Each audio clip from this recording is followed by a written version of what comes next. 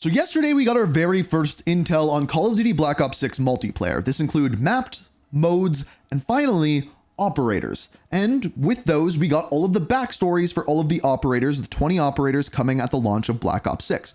And I looked at these, and some of these turned out to be really weird. Like, how do we have zombies and Frank Woods not in a wheelchair in the Black Ops 6 multiplayer? So I said I would make a video going over all of these characters' backstories, and when I did, I ended up finding about something a little bit deeper. I think there's going to be a much deeper and strange story to the Black Ops 6 multiplayer than I previously thought.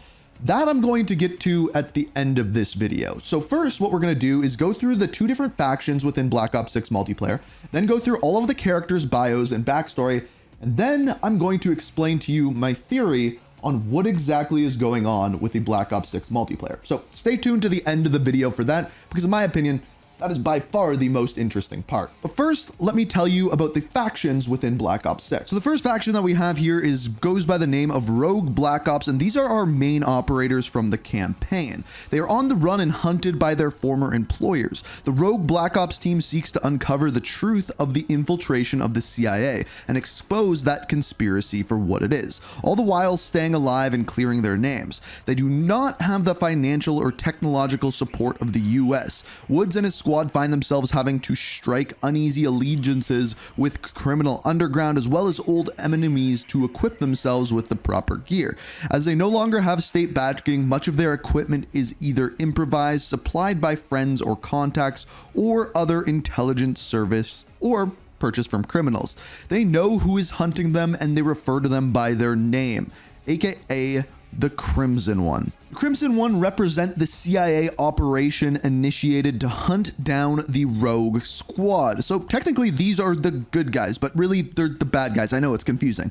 The team is officially sanctioned by the CIA and has access to all the intel and tools to get the job done. It's made up of elite Black Ops soldiers to get the job done and led by the imposing Jackson Kane. We'll get to him in a minute. With the CIA infiltrated, Crimson One represent the CIA operation initiated to hunt down and silence Adler, Woods, and their team permanently. Now, speaking of Adler, he is the first operator that we are going to look at. He has the quote of, "We've got a job to do." We all know what that one means. His citizenship is American, part of the Rogue Black Ops affiliation. And as far as his status, I believe every single operator that we're going to look at here, their status is active. So I don't even know why they include that whatsoever. Moving down, the background is infamous, enigmatic. Russell Adler personifies the dark, secretive nature of the CIA. His proclivity to go against protocol has led many to question his loyalty, and he is known in some circles as America's monster, but none can deny his results. So the characters that we know from like campaign and stuff, I'm not going to go too far into their backstory. Speaking of which, our next character here is Helen A. Park. Her quote is, "Can't trust any of us," and is from the United Kingdom. Helen A. Park is one of MI6's best operatives, is an expert in psychological manipulation and asymmetrical warfare. After putting her troubled history behind her, she has risen to new heights in the global intelligence community. So I don't know how we're going to be working with her within Black Ops 6, but the one thing that I will say is you can see that Cerberus logo on her left shoulder. Here's where things get weird. Frank Woods with the quote, "You can't kill me," from the United States. Sergeant Frank Woods trained as a Marine before becoming a CIA legend. Now desk-bound, he leads a new generation of Black Ops warriors in the fight against corruption and injustice. But that doesn't mean he's out of the fight. This version of Woods is from a time before his current debilitation. I think what they say here is extremely telling about what is going on in multiplayer, and I'm going to get to that at the very end of this video. You will see what I mean, but we'll get there. Then we have Hasib Nazir from Pakistan with the quote of, "If there's a way, I'll find it." Hasib Nazir is a perfect gray man, unassuming, calculating, and dangerous. His background is in cryptology and communications, giving him a deadly advantage before he even steps onto the battlefield. After this, we have West Point, which is a code name with the quote of "feelings do not matter, results do." She's from the United States, and Tamira West Point Chambers was born with military service in her blood and has excelled at every level of her career. An experienced soldier and courageous leader, she serves as a secondary commander on the Rogue Black Ops team. So she's like right underneath Russell Adler. After this, we have Bayan with the quote of "buckle up, I'm driving," from Poland. We're told Bayan is cool and confident under pressure. A thrill seeker from an early age, he served in the Polish Forces' 1st Mechanized Infantry Division, but soon found a home in the Guild as a driver and field operator.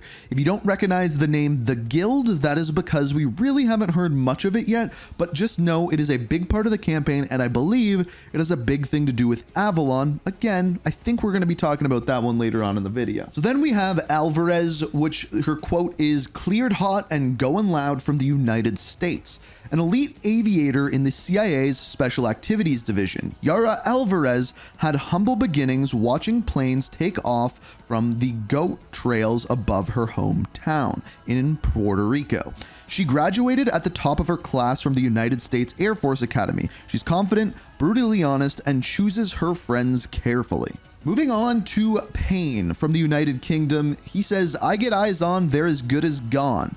From the moment Callum Payne entered the service, Payne drove headfirst into the crucible of combat, becoming one of the first most decorated military scout snipers. He often goes into the red zone, but gets the job done. Up next, we have one of our main characters from the campaign, Troy Marshall from the United States. His quote is, "Tell the Pantheon they are next." So obviously referring to Pantheon within the campaign. Troy Marshall's survivor ethos was forged both in conflict and in his commitment to be stronger than his father, a Force Recon Marine turned CIA SAD operator. He is guided by his loyalty and belief in the goodness of man at any cost. Now, what is interesting there is he wants to be stronger than his father. We also know that his father died when he was at a very, very young age. We don't know who his father is, how that happened, but there's definitely more to that story that we don't know yet. So then we get into where things get really weird, the zombies characters. So first off, we have Weaver with the quote, "I'll never trust the system again." His citizenship is Russian, and his faction affiliation is not Rogue Black Ops, it is X Requiem. Status is active, and he is part of the dedicated zombies crew. Now, Gregory Weaver, it says, a child of war, Gregory Weaver has experienced every aspect of armed conflict. He's outlasted most of his peers, obviously referring to Jason Hudson, and has the scars to prove it. He continues to be driven by duty and is committed to righting the wrongs of his past. So I think that part is having to do with zombies. But needless to say, out of all of the zombies character, this one kind of makes the most sense to be in the multiplayer because he has also been in the campaign. But again, it's going to get weirder here in a second. So moving to the next zombies character, we have Maya Anguinaldo. Her quote is, "Here's a tip, stay the F out of my way." She is Philippines, and her faction is Rogue Black Ops, different than Weaver. Her status is active and once again part of the dedicated zombies crew. Her background is, Maya and her brother took their father's smuggling business to the next level. Relying on her wits and cunning, she must now set her sights on those responsible for the disappearance of her missing sibling. So obviously referring to what we know about her brother within the zombie storyline, she is there hunting for her brother. That is why she is joining the zombies crew. I know, weird that she's in multiplayer, but here we go nonetheless. And oh, it's just going to get weirder because as we move into the Crimson one, we have Brutus with the quote of "the guilty must be punished," citizenship from the United States, and of course part of the Crimson one. Now, of course, this is weird because Brutus is not a part of the dedicated zombies crew, and well, he's a zombie, which doesn't really fit in with the entire story of multiplayer. So the background is a hulking undead monster. Brutus commands a place of terror on the battlefield. His relentless drive to escape the life sentence set upon him during his time in Alcatraz drives him to wreak havoc and destruction on any enemy unwise enough to get in his way. So the question is, how do we have zombies? How do we have Frank Woods not in a wheelchair? Well, we're gonna get to that, but first it's gonna get a little weirder as well. Because the next one that we have is Klaus, who is a robot from Germany with the quote of "Hello, my name is Klaus." The background is a pet project of Dr. Elizabeth Gray. Klaus was deactivated after killing 3 operators in Berlin. Klaus' programmed personality exhibits many traits typically of flesh and blood humans, but he appears to lack any understanding of their limits or fragility. Formerly restrained in a Berlin safe house, he is now free and ready for deployment in any theater of war. So this is obviously the story in the background of Klaus from Call of Duty Black Ops Cold War Zombies, and now is a part of multiplayer. How is this making any sense? Again, we'll get to that at the end of the video, but let's go back to some humans for a minute. So moving to our first human within the Crimson One, we have Rossi. Now, this is where things get interesting, and it's going to paint a bigger picture of what is going on in the world, including the campaign. The background is a street-smart rogue with blue blood pedigree. Volta Rossi is an enigma who left the comfort of aristocracy to forge a new name as a humant specialist. Their ties to the Lutazzi family give them unique insight into Avalon. So the thing that you're going to learn throughout this is that Avalon is a fictitious place made up in the campaign of Black Ops 6. In Avalon, which is where a bunch of the multiplayer maps take place, there are these like essentially crime families going on, which people are a part of, including some of the characters within the main campaign. Rossi is one of those, and I think that is the picture that we are going to get painted on in further moving forward. But I think there's a twist to that, and that's what I'm going to talk about at the end of this video. Then we have what I believe is the leader of the Crimson One, Jackson Kane. Jackson Kane was once a true believer in American exceptionalism, delusioned by the old ways, espoused by likes of Woods, Adler, and Hudson. He now leads the Crimson One as a perfect instrument of Pantheon. So once again, within the CIA, but working for Pantheon. So looks like a good guy, actually a bad guy. Nirin from Thailand, Rama Nirin is known for his sixth sense in identifying threats that others miss.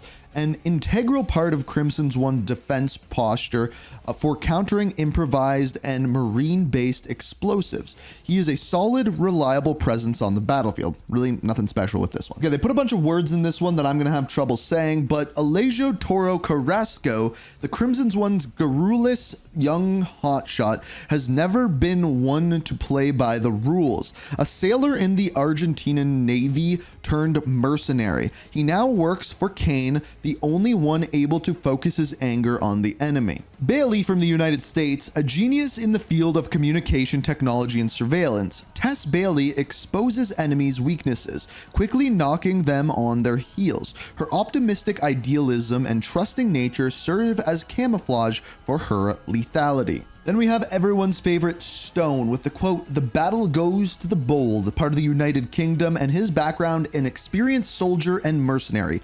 Harry Stone's skill set is desired by military organizations across the globe. His disregard for ethical rules of engagement makes him an especially dangerous enemy. Really nothing more about that one, but this is the one that everyone always said Bell looked like, but again, I don't think there's any actual thing to look at there. And then finally, we have our last two allies of the dedicated Zombies crew, Ex Requiem with the quote, "As long as I'm standing, this ain't even close to over." This is, of course, Mackenzie Mac Carver. His military career began with distinction, but now his record is marred by the tragedy and consequence. Betrayed and imprisoned by those he trusted, he now has purpose to clear his name and reclaim his former life. Obviously, having to do with the Cold War zombies there, he's trying to get back and be his old former self and in the high ranks of the military. Then the final character that we have is Gray with the quote, "I helped create this and I'll be the one to stop it." She is Ex Requiem as well, and this is the one that I am kind of most interested in the Zombies crew, because if you played Modern Warfare Zombies, you'll know exactly why I'm talking about. But her bio is Dr. Elizabeth Gray was recruited as lead scientist for the CIA's Requiem office. Betrayed and imprisoned by her superiors, she must summon her will to survive in order to find justice for what was done to her. And of course, if you played Modern Warfare Zombies, you know what that's all about. Okay, here's where things get weird. To understand this, I need to give you a little bit of backstory on Black Ops multiplayer. In Black Ops 3, the multiplayer had a story where all of these specialist operators that you were playing as had something known as a direct neural interface. Basically, a computer put into their brain that they could go into a simulation and practice war. So that is how in Black Ops 3 there was maps like Micro that were literally impossible to play on, but because you were in a computer simulation, it worked out. I believe Black Ops 6 is doing something similar, but different. This would explain how we could have zombies, how we can have Frank Woods not in a wheelchair, all fighting in these various battles around the world, and how things could get even more wild. But I think it also has something to do with what is going on in the campaign. In the campaign, we have this mysterious location known as Avalon. And in one of the images that they gave us something that looked like a small town built out of models that was being recorded by cameras, almost as if they were setting up some sort of battle simulation to be going on this mini universe, which I actually think that mini universe may be Avalon, which is where most of the multiplayer maps actually take place. Now, this is a rabbit hole that we will have to go down much further once Black Ops 6 is actually out, but it would explain how we have all of these various different soldiers fighting these crazy battles across the world, and some of them are zombies and some of them can't actually walk. Everyone has their own backstory, but there's something else going on here as a whole. And I'm wondering if they improved that story in the post-seasonal story, or whether there's a whole other story going on, or whether I'm just completely wrong. But you can let me know what you think down in the comments. This has been all the operators' backstories. I hope you enjoyed. Thanks for watching. We're gonna have more videos coming very, very soon, so make sure you're subscribed and have notifications on. And until next time, peace. We are